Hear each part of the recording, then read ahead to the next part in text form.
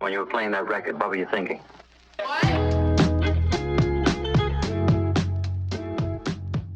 Hello everyone, welcome back to a new episode of Take 25. I'm your host Luke Irvin.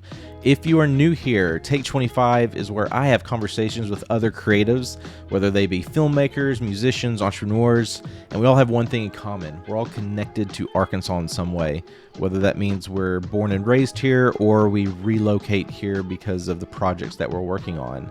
In today's episode, I am joined by Adena White, who is also a podcaster.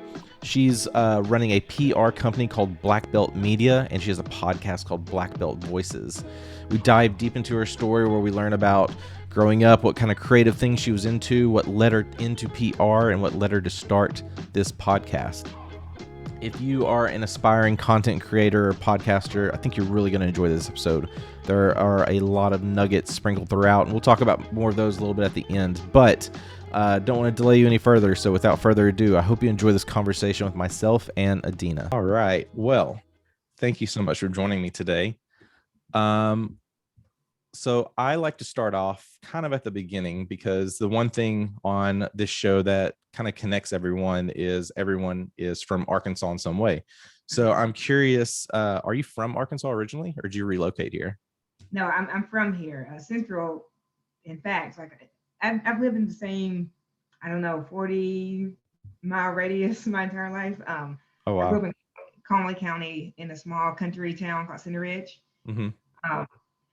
And I went to college at Arkansas Tech in Russellville, and then I've been in Conway since 2007. So I've been kind of the same area. Yes. Okay.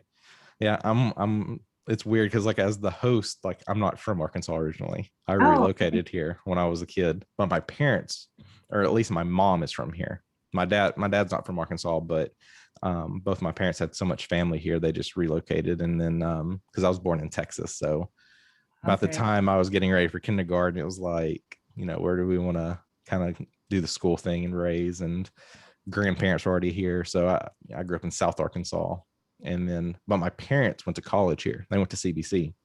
Oh, okay. So they're already familiar with Conway. So I came up to Conway quite a bit, and I still have family that lives here. Okay. So it's kind of made sense to kind of keep home, like in Central Arkansas.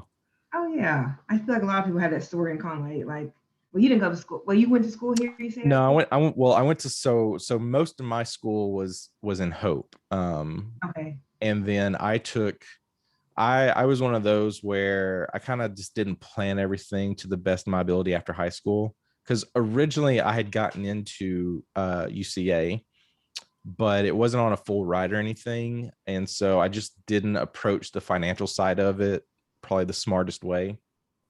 So what I did was did community college for a while and worked. Yeah. And then while I was working, I just got a promotional offer that I liked and was kind of interested in. I was a little burnt out on school, so I took some time away from school and then worked in the restaurant industry. And then eventually was getting burnt out on that and was like, I need to get in college. And so all of my friends went to UCA, so I just kind of wanted to go there. I'd already gotten accepted once, so just reapplied and then got in. Okay, that's very cool. So I had a few credits to transfer, not too many, but at least helped me kind of get going.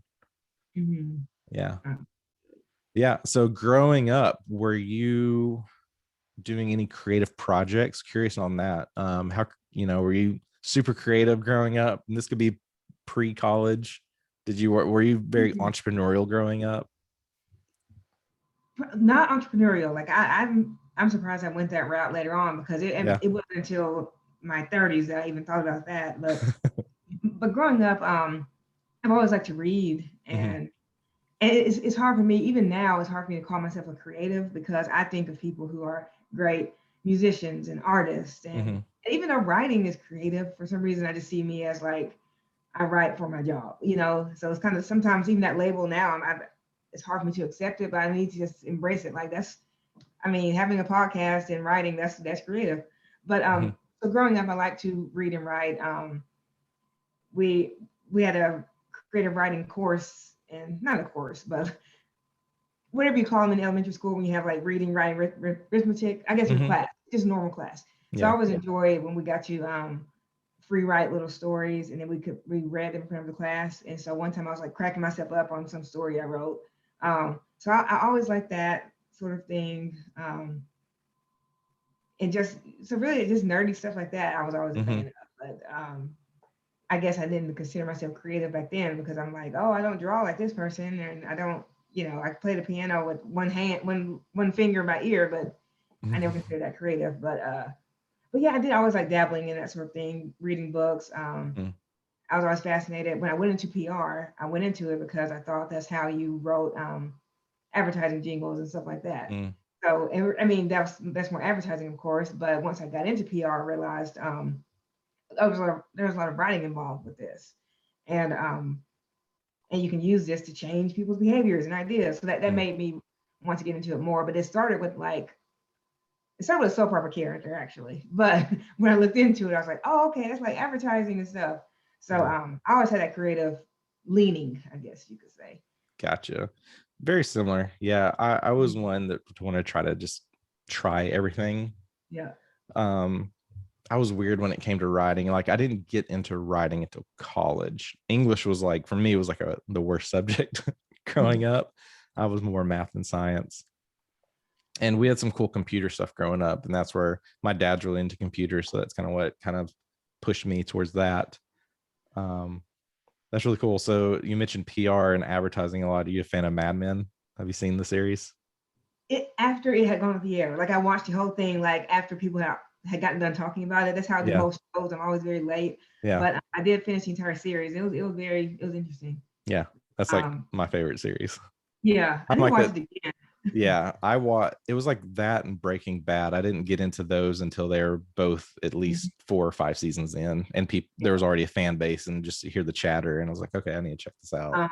That's how it was. Like, I think it was off the air by the time I watched my first episode, and then I just finished it. So. Yeah. So you did PR in college?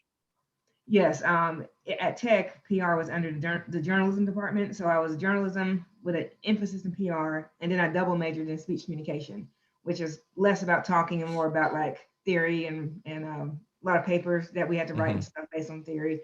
So I majored in those things. And then my master's degree was in applied communication studies, which was again kind of that theoretical aspect of communication, applying it to real world situations and stuff. So gotcha. I'm curious, in those types of fields, are there any specific things you're kind of drawn towards? So like I guess my thought process is, like my background's computer science. So, in that kind of realm, it's more like the startup atmosphere.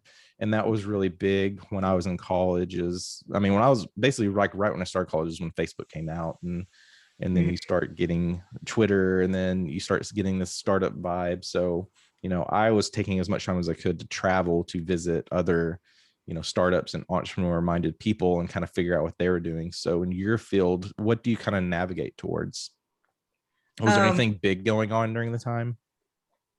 Oh yeah. Cause I remember, when I first picked PR as a major and learned more about it, healthcare PR interested me, like okay, really healthcare, nonprofit, anything that you can use to help people. I guess it sounds kind of cliche, but like that type of PR work. And so both of my jobs have been in the nonprofit arena, but not in the direct services nonprofit that you may think of, like a Habitat for Humanity type place or a food bank. It's just, like the Chamber of Commerce and the Educational Conference Center. I've worked for those 2 places, but but now I'm attracted to kind of same type of work, but more like social change and racial equity and using PR to advance those things.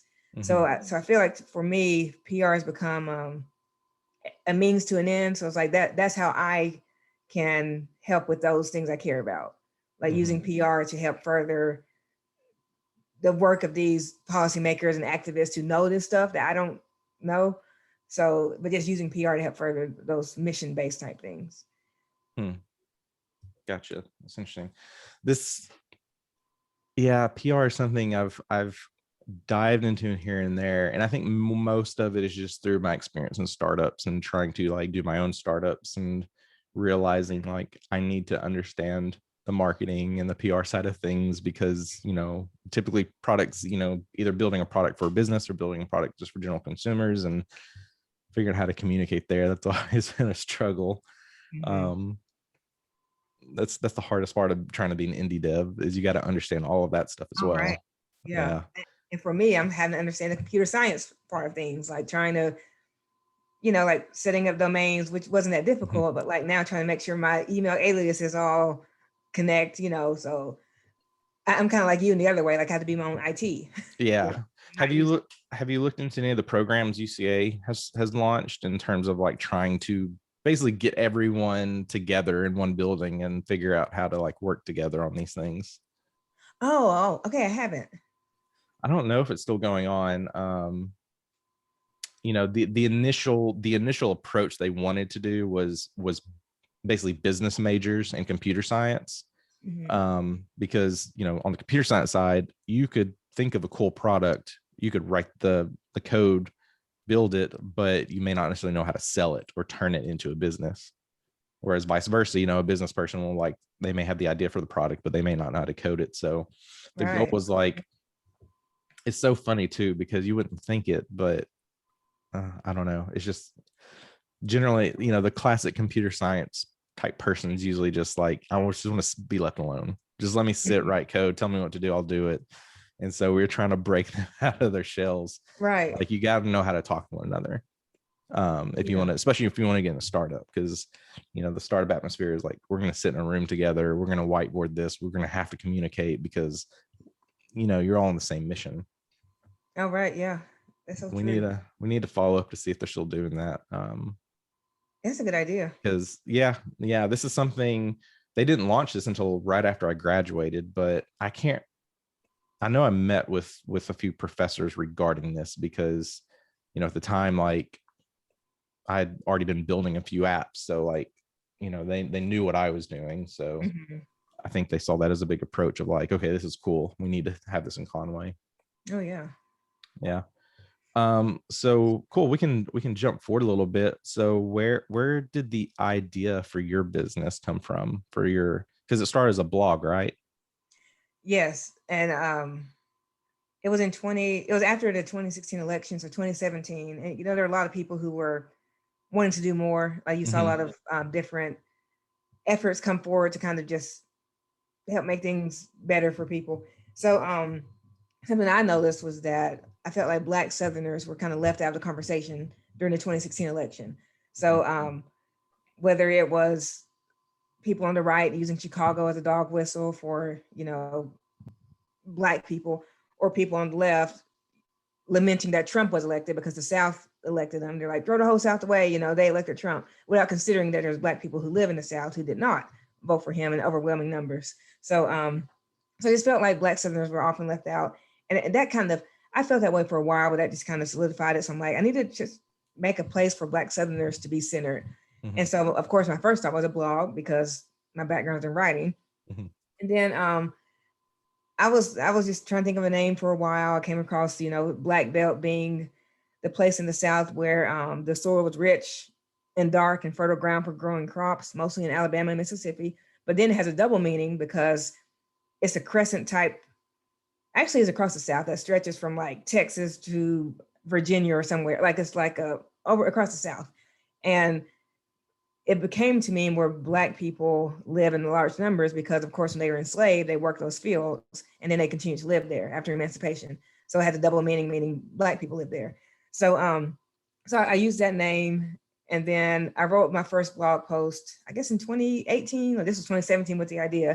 2018, I finally wrote a blog post after trying to get everything, getting the LLC form, I did all that stuff first. Okay. And then, but the person I interviewed, we were talking, I knew her from, she worked for the chamber in Williamson County, Tennessee.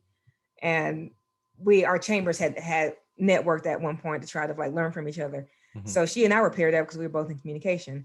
And she, at that point, I think she had already quit her job, but she's founded a nonprofit called the Equity Alliance, focused on voting in Nashville, getting Black voters registered and engaged and stuff.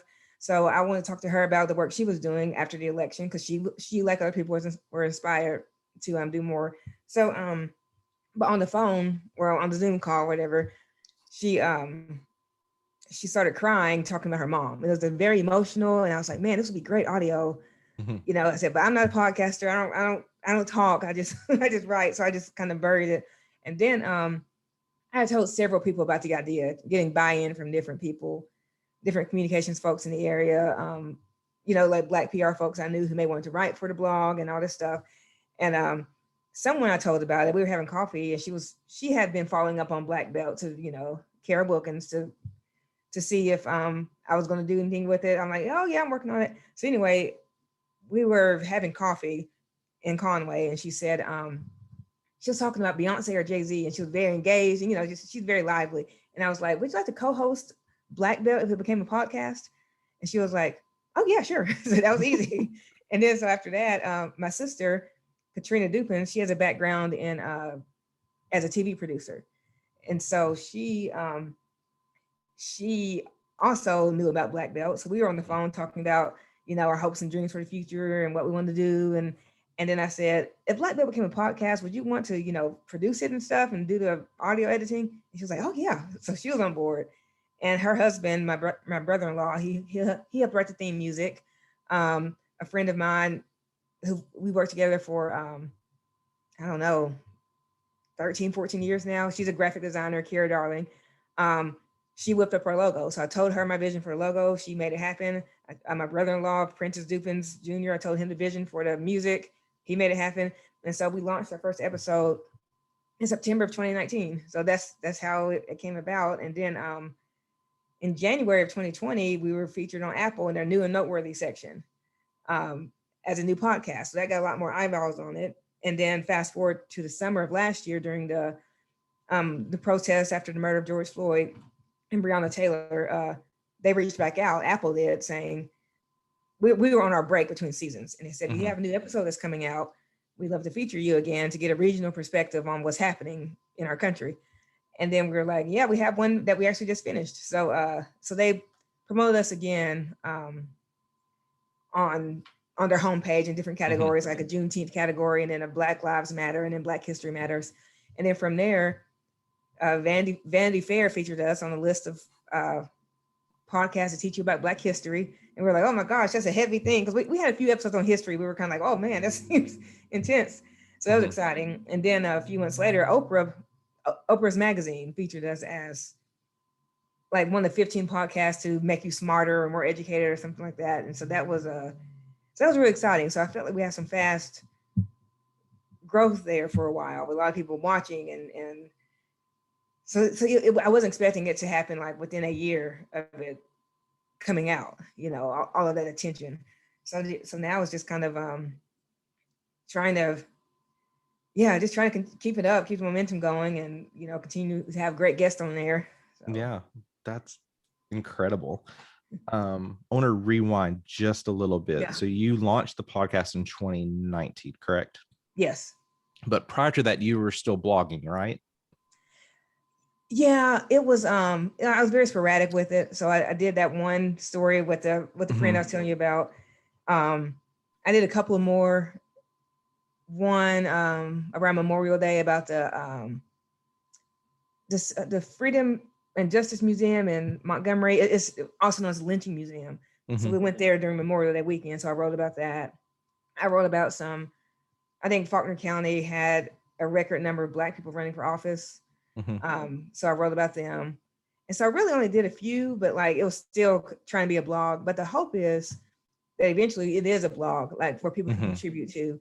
But we also have a podcast. So the podcast episodes will live on blackbeltvoices.com, but we also have contributing writers and other stuff on there. Gotcha. So that's, as long as it took me to launch the podcast, that's probably a few years in the making, but that's kind of the hope that it's kind of like a hub about, right. Not just being Black and Southern in general, but it kind of has like that edge of like social change too, woven throughout it.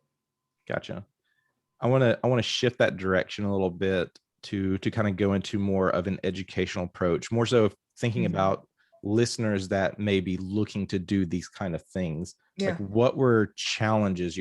Was it motivation to kind of keep a blog post going, or were there certain challenges in finding scheduling or things? I'm just curious on that. Yeah, I'm very much I'm trying to recover from being a perfectionist, which caused me to procrastinate. and then just trying to get everything perfect before I do anything with it. So, I mean, the idea I had in 2017, I wrote the first blog post kind of mid 2018, I think. So it's just kind of, because I knew what I wanted to do in my head, but just kind of getting out there and doing it. And also, it's about being Black and Southern, not Black and Arkansan. So like, I wanted to reach out beyond the state. So then I was like, oh, I can't do all Arkansas at the beginning because people will think that that's all this blog is, but that's who I knew. So that I was kind of worried about doing too much with Arkansas. And of course, I was doing on the side, but of course I could have found time to carve out things, but it's just that whole perfectionism thing and not really knowing and kind of being scared to put yourself out there. So, and I still struggle with some of that when it comes to the podcast. But that was the main thing. Like there's plenty of people to interview and talk to. It was just, and I have a big long list of people I still haven't gotten to as far as podcast or blog. And like even getting the buy-in from people, I was going around talking to different people, which I'm glad I did. But when I think back, like, why was I doing that? Like, was I trying to get approval or permission before I acted? So it's kind of, I could see though. I'm glad I talked to people about the idea, but also I could have just done it, Yeah. So.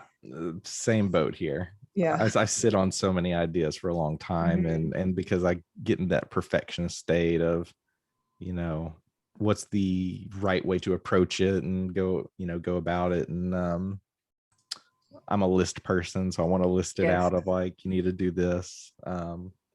So were you able to utilize like some things you've learned through starting the blog into the podcast to kind of change how you approach the podcast? Or did you approach it completely differently? Yeah, with the blog, like the people I reached out to, I think I just sent an email and set up an interview, and they were all, well, one was over the phone because she's in Nashville, but the Faulkner County folks, that was in person.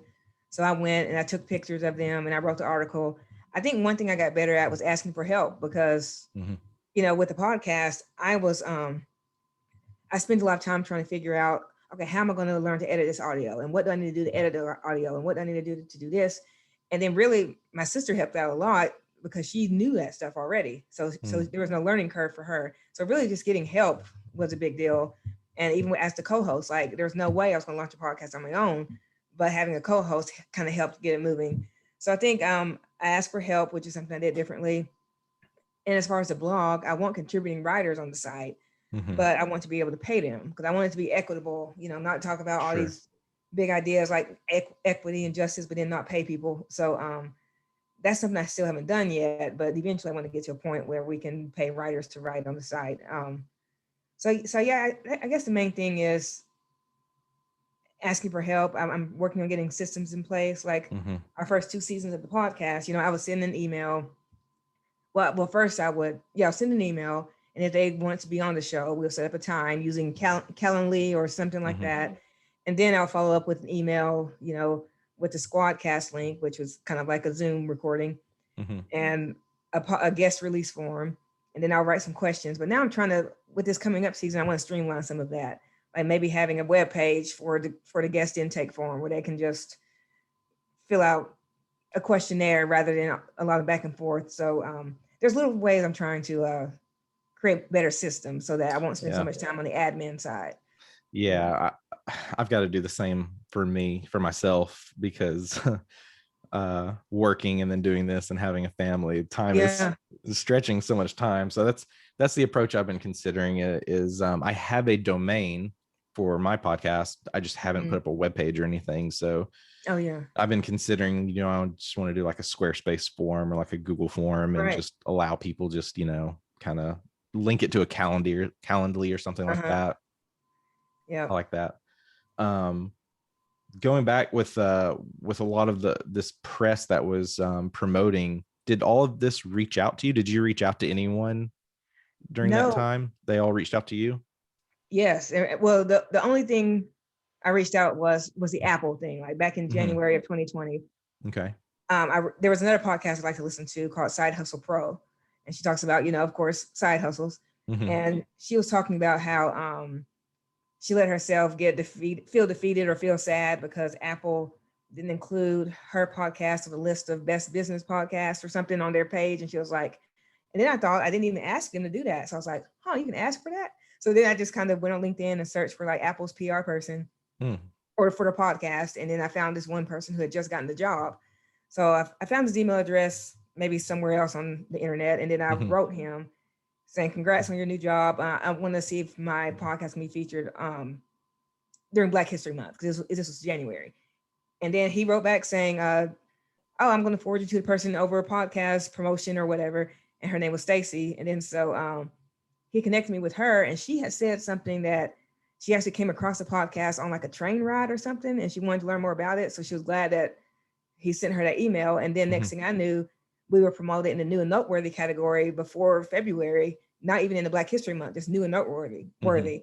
And so that's the only thing that I reached out to about. Okay. But then that did lead to them reaching out again in the summer. So I guess it was a snowball effect, but I didn't pursue the other outlets. And they don't tell you, like they didn't tell us that we were, well, the Vanity Fair did tell us, because after we were featured, she wrote asking if we had any kind of PayPal link or anything, or for details like that. But Oprah, I just happened to see that on an Instagram story someone else shared saying, here are some of the podcasts mentioned in Oprah's list. And we got a tag. I was like, no, we weren't. And then so finally I decided to Google it, and that's how we were. So yeah, so really none of that outreach, which as a PR person, I kind of wish I could take more credit for by saying, oh yeah, I pitched these media companies and they got us on. But really, it was just that one initial outreach to Apple that kind of led to it all. But again, I guess it is PR when things just happen too. I mean, just based on reputation and stuff. But I can't say that it was my awesome pitching that got us on there. One day. Yeah. If you're cool, could you share like numbers or something like from you getting that success, like what was the growth that you saw? Yeah, I think before January, I think we maybe had 1,000 downloads. And then total from September 2019 to January 2020. And then after the Apple feature, I can't remember exactly when it jumped up, but it was probably 10,000. And then now we're at about a little over 200,000. Very nice. And downloads, like those aren't subscribers, like they give you download, as you know, it's just people who downloaded it to listen or listens. But so yeah, that's not I don't really have anything to compare it to, but I think that's pretty solid, but so yeah, we're about 200,000 right now. But the thing that's kind of, we switched platforms. So we were using Acast, and now we switched to Simplecast, and those numbers don't transfer. So we just have to remember that we were at about 150,000 when we switched. So now we have about 50 or 60. So I just had to add them together. I had to add that initial number to this one, which kind of sucks. Like so I can't print it out and show people that, because it doesn't exist in that form. But I can't remember. There's no way to do like wish there was a better analytic tool for this, like Google Analytics or something. Like you could just put something. Yeah, I think Apple Podcast could probably give me their analytics can give me something specific to Apple, and then Google can give me something specific to their platform. But like the Simplecast gives you everybody, they can buy them all. But most of our folks are from Apple, so I could probably get a clear number from Apple. But then I think all are different on how they count. So some may make you listen for a number of seconds or minutes before they count it as a download, and it's not even consistent across the board, I've learned. Are you able to get subscriber data or just download data? I haven't seen how to do that yet. Like, maybe you can on the individual ones like Spotify or Google, but I think most of them just show downloads. I haven't seen where they show subscribers. Gotcha. Yeah, I was just curious on that. See, I didn't know. I see some people do this, some people don't. But do you set goals? Do you set target goals of like trying to get those kind of numbers, or do you not worry about the numbers? I don't, but I think that'll be a good practice, because I do want to learn more about the audience, because right now, these platforms can tell you how many downloads you got, how they're listening, like whether it's on iPhone or desktop, what platform they're using, and even where they are. But it doesn't tell you anything else that advertisers may want to know. Like, what I was wanting to lead into is, are you starting to move towards more of a business model around this, and kind of, I get typically with these, that's what you do, is you do advertisements. Yeah. So I'm sure they're going to want those kind of numbers. Yeah, because we have we did get last year. People reached out to us to advertise, like the JFK Library Foundation reached out because they had a new podcast coming out talking about the 1960 election and comparing it to 2020, and so they paid for like a spot on several episodes around November of last year because a lot of our topics were about voting. So they reached out, but then I started aggressively pursuing it more this next season. We have an underwriter for our third season, and the Southern Bank Corps, and their mission is kind of similar to ours. I mean, our missions aren't similar; they're a bank, but they focus on kind of impoverished communities in Arkansas and the Mississippi Delta. So just their whole banking model felt like a good fit for us, and they agreed. So now we're partnering up for season 3, and they're going to have like your standard spot, but we try to do more creative type advertising. We have a segment called "Turn to Your Neighbor," which is a phrase they use in the Black church a lot. So those are typically just talking to just someone who's Black in the South, who has a cool story, and just telling their story. But like the entire podcast is that same theme. We're talking to a Black Southerner, but typically it's kind of about a topic area. So like they may be a teacher talking about equity in education, but then the Turn to Your Neighbor segment may be talking to a Black male teacher just about himself. So we try to relate it to the topic, but that was our way to get more people who aren't subject matter experts in what we're talking about, but just like have cool stories. So part of the sponsorship with Southern Bank Corps is they're going to get maybe 6 of those spots, and they can feature some of their customers telling stories about like predatory lending and stuff like that. And maybe not saying like Southern Bank Corps is the best, but like just telling their story, and then it's underwritten by Southern. So that's one way that we're going to try to incorporate advertising, because we want it to fit with our mission.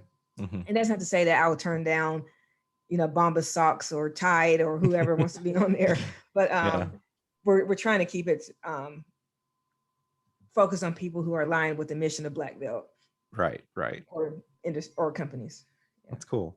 Is that, I'm curious, is that a common hashtag? Is that something you could kind of like own essentially, or like own that hashtag and utilize it? Oh, the Turn to Your Neighbor? Yeah.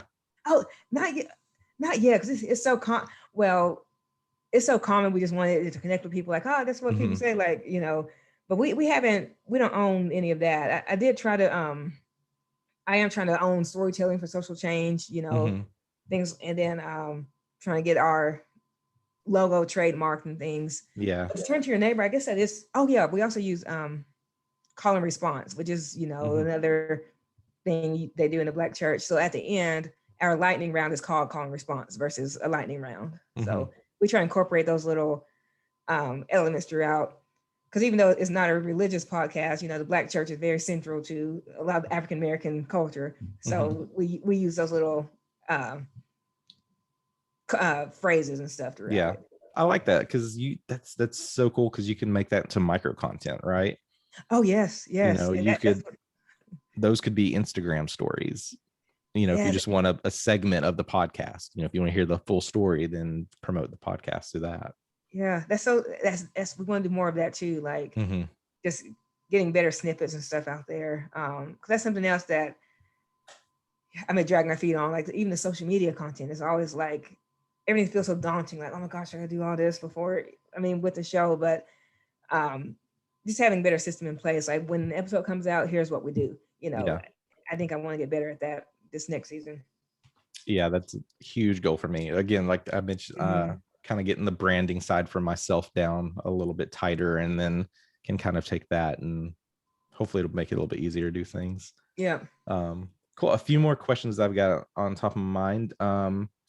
Let's go into what's your current vision or future for your podcast, for the blog? Like, what do you want to see happen over the next few years? What's your goals? And could be goals for that, but what is also the goals for like that within Arkansas or within the South? Oh yeah. Well, Blackbelt Voices is the podcast and blog that's underneath Blackbelt Media, which is what I'm now doing. I guess you can call it full time. I still work for the Chamber of Commerce I've been there about 10 years. So I'm still working there part-time, but now I'm spending 3 days focused on Blackbelt Media, which is a PR strategic communication consulting. That's what I hope that becomes. So I guess my vision is for Blackbelt Voices to continue to center Black Southerners in the stories we tell. And those stories all kind of point to social change, racial equity, Black history and culture, and not everything all serious, but just centering Black Southerners. So, but for the PR consulting side, I want to do business with those organizations that are focused on the same issues.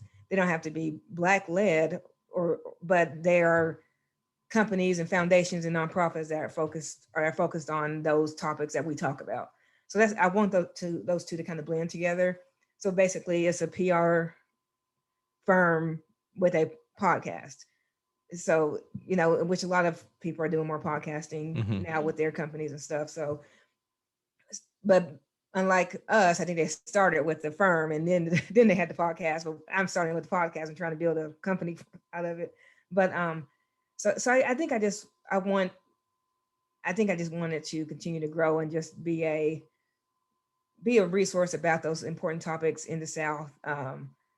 Because the South is the birthplace of the civil rights movement. Like we've led change throughout this whole country that started here. So I think just being the go-to place where you find out, we're not find out stuff, but that we just kind of share those stories over and over and give it to audiences who may not hear it elsewhere. So yeah, I guess it's what the ultimate vision is for it to be a media company that does PR, that does the podcast, that has the blog, that all points to, a better and more just society through all these different ways, whether that's PR or blogging or, a podcast. Any video projects in mind? Not hopefully one day, because my sister who edits the podcast, the Turn to Your Neighbor segments, she did film 2 of those. Okay. So we have a YouTube channel that has like 2 videos on it. So she filmed the Turn to Your Neighbor segments and our, I guess if it was a perfect world, we would, even minus COVID, because COVID didn't really stop us from doing in-person stuff. I mean, it did, but I can't blame COVID because we're not really ready for that. But in a perfect world, when we have funding and when we have more time, we would travel to different places, and do in-person interviews with people. And so we can capture audio and capture video and then have a bigger team. Because I enjoy the storytelling part. I enjoy talking, connecting to the people as a co-host. But I'm not really the person seeking out I'm not really the investigative type person seeking out these stories. So like if we could have a team that was of journalists who knew how to find these cool stories and then we tell them, I think that would be awesome, because I know that's not my strong suit. Like I want to connect, I want to learn from it, but I don't really have that nose for seeking out the cool stories, I guess. That's cool. And I think there's a lot of people out that like doing that. Yeah. So building that team would be really cool. I know. I think, and I think selfishly, part of the reason I wanted to start Blackbelt was, of course, to give a voice to Black Southerners, but also to connect with people, because sometimes you can feel isolated, being in Arkansas where you're in a minority, not only in terms of race, but also you're in political views. So when you're talking to people from all over who kind of are doing cool things, it makes you not feel so alone, or that you have to move to LA or New York to kind of find people. Right. That's why I'm doing this show is to connect with people like you and other creatives that are doing cool things here, and can help share these stories, because there's a lot of cool stuff going on here. That needs to be shared. A couple more questions. First one, this is going back to more of like that educational side of thing for listeners. Like, what are some aha moments you could share? Like, what are learning points that maybe you are starting this early on, you kind of failed on, then learned later? Like, what are those good moments that you could share with people so they don't kind of like come across the same struggles? And that's so neat. I feel like I still have so much to learn. But Same here. yeah, yeah. I think things I've learned from other podcasts like Side Hustle Pro is that you don't have to quit your day job. Like if you want to do something that you enjoy on the side, because she made a point to say that your side hustle, I mean, your full-time job can fund your side hustle. So if you have something creative you want to do, don't feel like you have to quit your day job. And I know it's difficult when you have kids at home, and if you have a job that requires you to work after hours. When I first had this idea, I didn't have a child, but now I have a 2.5-year-old. So I mean, when he comes home, it's kind of like he's the center of attention until bedtime, which used to be 7:30, which is now about 8:30. So you keep losing time. Yeah. But then of course, they don't stay little forever. And then, I mean, they understand when they get older that, okay, I'm working or I'm doing this, but I still want to prioritize my family time. But I think just, and I didn't immediately quit my job, of course, but I did stop. March 1st was when I went on my own. So, and I think I'm grateful for the Conway Chamber, for giving me the opportunity, because they allowed me to take the leap, but with a big cushion underneath. So it's like, okay, you can work part-time for us, and then you can pursue that. So I'm grateful for that. I'm trying to think of some other lessons. One I'm really struggling with is just, I just want to get more. My husband always makes fun of me because I'm like, I just need to get organized. I need to organize this. He's like, what, didn't you say that like 3 weeks ago? Like, but it's like, I'm always trying to get my stuff together. And I think just, I'm a big believer in having systems in place, not being rigid or anything, but just having systems that streamline things so you don't have to think so hard every time you do something. And I think I kind of got to a point where everything I did had a big decision attached to it. Like, I mean, even like, okay, what days we're going to record? Because at first it was kind of free for all. Like I would be like, okay, every day is available to record. I mean, every night, every evening at 7:30. So now it's like, okay, this coming up season, our recording nights will be Wednesdays and Thursdays at this time, or maybe an afternoon time over here. So that that everything's not such a big decision that has to be made. And I think I just want to get better at that. So, because I think that's what paralyzes me sometimes. Because when there's so many steps, then I'm like, oh, I don't have time for that right now. And then I just keep putting it off. Yeah. So I just want some things to be, just automate some processes a little better. Yeah, exactly. 100%. Keyword automation. That's my side. I've got 3 kids. Yeah. And so it's a lot going on. But yeah, once this was like right when we had twins right away. So like right when I knew we were having twins, my mind was like, what can I automate? I need to automate everything that I can, because then that's when I was like really, thinking about doing podcasts and stuff like that. So yeah, that's huge. Anything you can automate, do it. Yeah, I'm still working on that. Gosh. Yeah. No, I love it though. That's great. No, that's great takeaways. Things that I struggle with as well. I'm like a list person. Like I want to organize. Like let me make a list, check it off. What from this can I automate? I've been thinking a lot. I'm on the same frame of mind. Like, can I find one day a week to do all my recording? Like just bulk record. Because I think I've got a schedule down finally. So I just need to figure out the recording side of things. Oh yeah, it's Side Hustle Pro. Her name is Kayla Matthews Akome. She's the one who I keep referencing. She went through her schedule one time, and she batch records on like a certain day. Yeah. And she uses this day to create content for social media, so that everything's not by the seat of her pants. And I have a big problem with like doing that too. So I wake up in the morning and I'm like, oh, what I'm going to do, put on this platform, and not even for Black Belt. Black Belts gets ignored because that's mine. Right. But the clients, like the people who are paying me, I mean, even for them, I need to make sure I'm planning more in advance. So just I work better with the plan. And I know that about myself, but just sitting down to make the plan, you feel like you don't have time, but it saves so much time when you do. But I think I just need to, I'm preaching to myself now, because I need to remember that, like, you'll appreciate this later on if you have it done. And I always do even when I plan like a week's worth of something, I feel better about it, Yeah, that's amazing.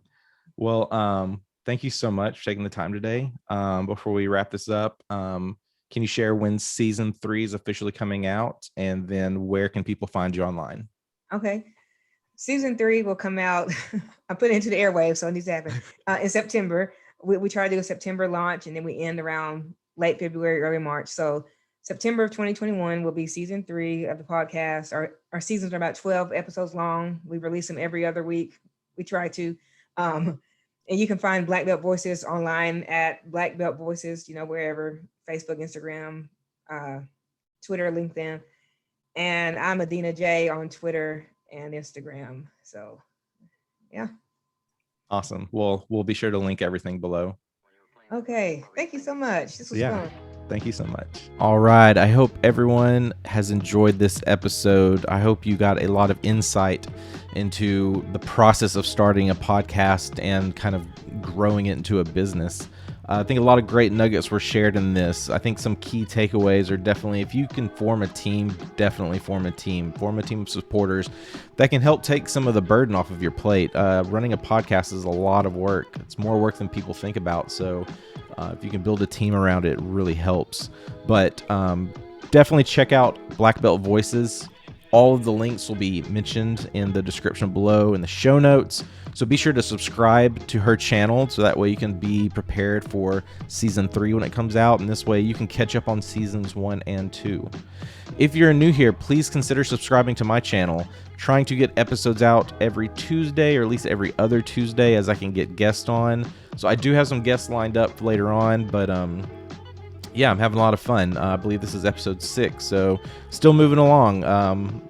Since we talked about seasons, my goal is to do about 25 episodes a season. Kind of goes with Take 25 in that sense. But yeah, so be looking forward to more episodes. You can check this out on YouTube. I guess I'll go ahead and announce, I am getting some branding work done for this, so I'll be making some changes down the road later this fall for that. So I'm really excited. So yeah. There'll be a lot of changes this fall, this winter for the channel, considering a website and more professional form. So if you want to be a guest, you'll have an easy way to reach out to me and we can get you on the calendar. So thank you so much for listening. Be sure to subscribe, follow. Be sure to check out Blackbelt Voices once again. Thank you so much. And we'll see you in the next one. In 2010, thought I was doing something. And now I'm rapping with a crew or something. I guess the track don't really stick unless he's gluing something. And I never fit the shoe until I do it something.